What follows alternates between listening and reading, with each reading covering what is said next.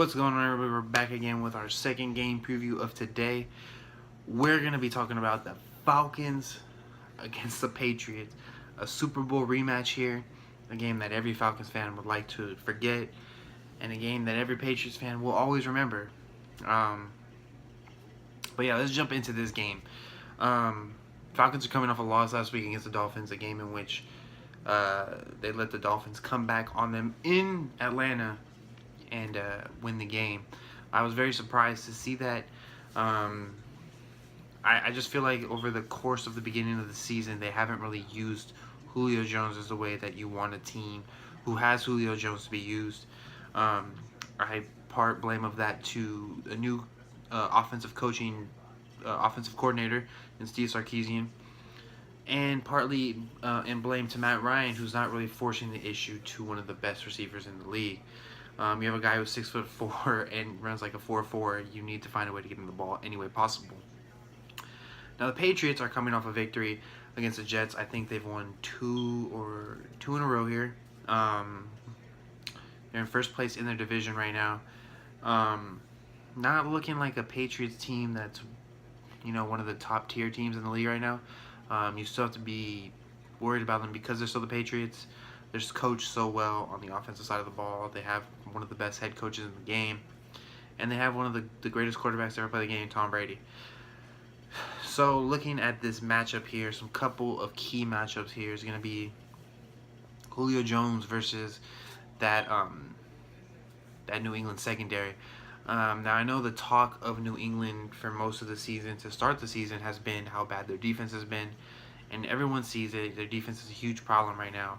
I know that they play a lot better with Donta Hightower in there, but even still, they yielded some yards to a Josh McCown-led Jets team. A game that, I feel like the Jets had a chance to win had it not been for that touchback call on the Austin Seferian-Jenkins non-touchdown touchback call. But yeah, Julio Jones versus the secondary is going to be my first key matchup here. Matt Ryan needs to force the issue here to Julio Jones. Julio Jones has a size advantage in almost every corner in this league. His leaping ability is great, and his ability to attack the football is great. When you have a weapon like that, you need to use him. And that includes Steve Sarkisian drawing up plays. My favorite college football team is USC, so I've seen the way Steve Sarkisian calls football games. And I will say I don't like Steve Sarkisian with Matt Ryan. It's just something that I don't feel like will work. Matt Ryan has a ton of weapons to choose from, but I feel like there needs to be some force feeding to a number one target like Julio Jones. Our number two key matchup here is going to be the Falcons' ability to get to Tom Brady versus that Patriots offensive line. Tom Brady is so quick with getting rid of the football. He's able to diagnose any defense.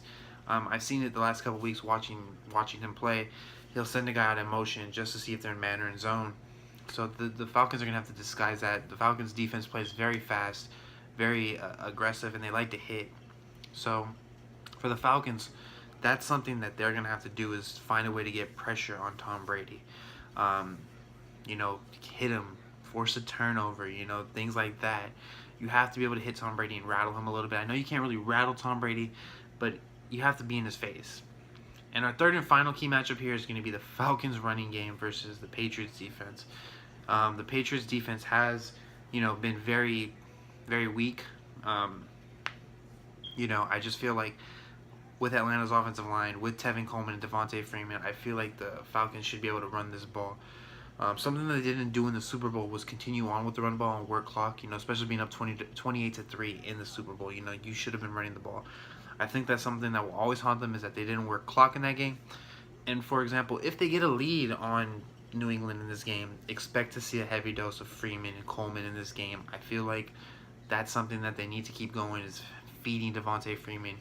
He gets better as the game goes on. Tevin Coleman is huge in the passing game, and he gets huge runs in the running game. They need to use those two guys as weapons. Now, jumping into our three reasons why for each team, let's go ahead and start with the Patriots. For the Patriots, it's going to be getting stops on the defensive side of the ball. They have to get off the field on third down. They have to stop. They have to keep the Falcons behind on the chains. I know it's hard. The Falcons have an explosive offense, but you need to get off the field on third down. 3rd and 4, you got to get off the field. 3rd and 7, you got to get off the field. 3rd and 1, get off the field. It's very important to get off the field on 3rd down. The second reason is that Tom Brady is able to diagnose this Falcons defense. I like Atlanta's defense. I like how fast and hungry they are. I like how young they are. They're gonna have something to build for the next couple of years here with that defense. So if Tom Brady can diagnose it, make these quick audibles, quick routes, some hot routes, get Gronk involved, get Brandon Cooks involved. Brandon Cooks has played against Atlanta in the past, being in New Orleans. They're in the same division. Using Brandon Cooks' speed and athleticism in this game is going to be huge. Finding Amendola over the middle, things like that. And number 3 is going to come down to getting pressure on Matt Ryan. I know people like to call Matty Ice. He's a choker. He's not a winner in the playoffs, and he can't win big games. I like Matt Ryan as a quarterback, but in this game, the Patriots have to get pressure. You force pressure on Matt Ryan. You force him into tough throws. You force Matt Ryan to do stuff that he doesn't want to do in this game. So if they're able to do that, I think that they can win this game. Now on the flip side for the Falcons, they need to get Julio Jones involved in order to win this game.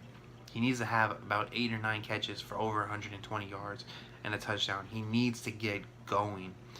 That's one of the reasons why I think they'll win this game, is that they'll force feed Julio, knowing how bad this Patriots defense is, and they don't have anybody that can match up with him. The number 2 reason, they're able to run the ball effectively. That includes Tevin Coleman and Devontae Freeman. They're able to combine for 180 rush yards.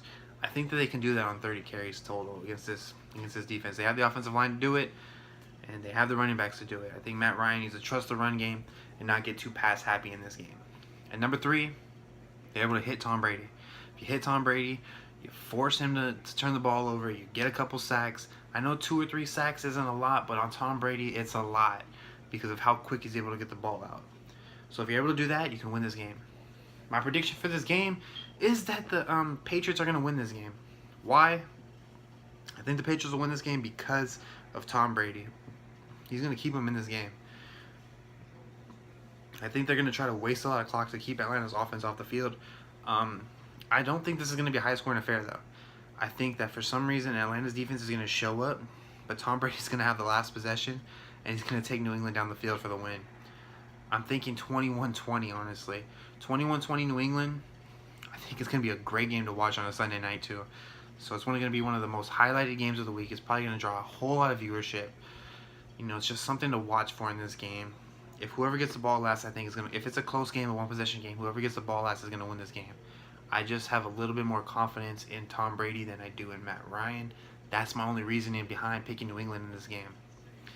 That's going to do it for me. Thanks for watching. I'm out. Peace.